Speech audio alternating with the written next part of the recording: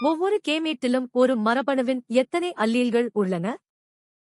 மெண்டலின் பிரிதல் விதியின்படி, கேமேட்டுகள் உருவாகும்போது ஒரு பண்பிற்கான ஒரு ஜோடி அல்லீல்கள் பிரிந்து ஒவ்வொன்றும் ஒரு கேமேட்டிற்கு செல்கின்றன.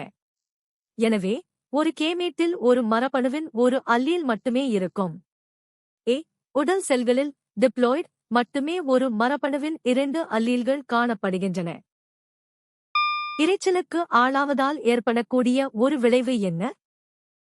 அதிகப்படியான இரைச்சல் மனிதனின் நரம்பு மண்டலத்தை பாதித்து மன அழுத்தத்தையும் நரம்பு தளர்ச்சியையும் ஏற்படுத்துகிறது.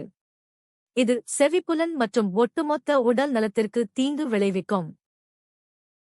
விலங்குகள் அழிந்து போக அல்லது அச்சுறுத்தலுக்கு உள்ளாக வழிவகுத்த ஒரு முக்கிய காரணி என்ன?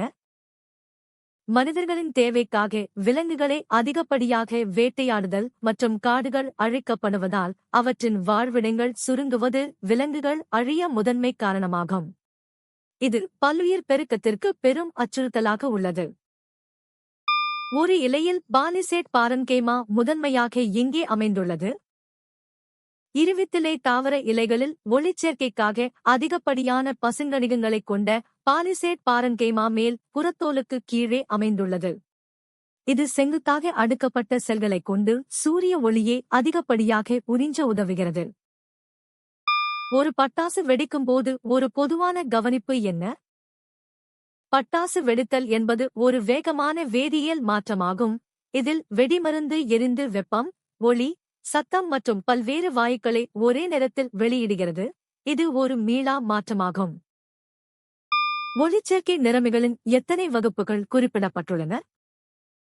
ஒளிச்சேர்க்கை நிறமிகள் முதன்மை நிறமிகள் குளோரோபிலே மற்றும் துணை நிறமிகள் குளோரோபில் பி, கரோட்டினாய்டுகள் என 2 முக்கிய வகுப்புகளாக பிரிக்கப்படுகின்றன. இவை சூரிய ஆற்றலை உறிஞ்சி வேதி ஆற்றலாக மாற்ற உதவுகின்றன. திரம் மற்றும் தபேலா போன்ற தாளவாத்தியங்கள் ஒலியை உருவாக்க எதை பயன்படுத்துகின்றன? தாளவாத்தியங்களில் உள்ளிடற்ற பெட்டியின் மீது இழுத்து கட்டப்பட்ட தோல் சவ்வு அதிரும் போது ஒலி உருவாகிறது. இந்த அதிர்வுகளின் வேகம் மற்றும் இழுவிசையைப் பொறுத்து ஒலியின் தரம் மாறுபடும்.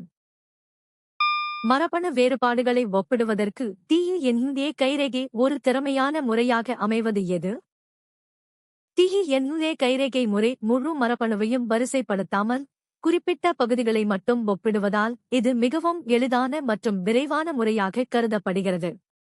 இது தடயவியல் சோதனைகள் மற்றும் தந்தைவழி சோதனைகளில் மிக குறைந்த நேரத்தில் துல்லியமான முடிவுகளைத் தருகிறது. நீர் அழுத்த நிலைகளின் போது இலைத்துளை மூடுவதற்கு முதன்மையாக காரணமான தாவர ஹார்மோன் எது? அப்சிசிக் அமிலம், அபா, ஒரு தாவர வளர்ச்சி அடக்கி ஆகும். இது வறட்சி போன்ற அழுத்த நிலைகளில் இலைத்துளைகளை மூடச் செய்கிறது.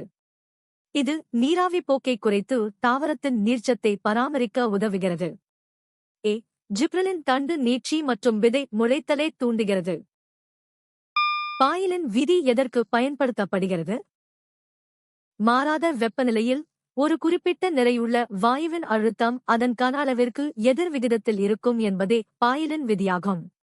இது வாயுக்களின் பண்புகளை விளக்கும் அடிப்படை விதிகளில் ஒன்றாகும். எந்த உண்மை உங்களை வியக்க வைத்தது? கீழே கமெண்ட் செய்யுங்கள். தினமும் புதிய தகவல்களுக்கு சந்தா செலுத்துங்கள்.